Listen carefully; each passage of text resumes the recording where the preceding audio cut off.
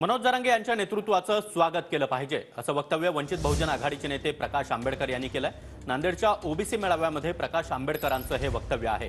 आमच्या ताटातून आरक्षण नको असं जरांगे यांना सांगितलं पाहिजे असं देखील प्रकाश आंबेडकर यांनी म्हटलंय। वेगळं ताट पाहिजे असेल तर मदत करतो असं जरांगेंना सांगितलं पाहिजे।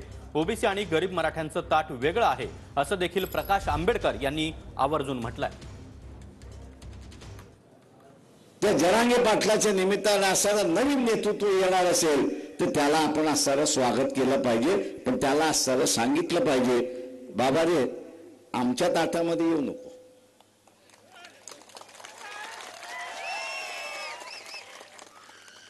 बाबा रे तू आमच्या ताटामध्ये येऊ नको। तुला वेगळं ताट करून पाहिजे असेल तर आम्ही त्याला मदत करतो।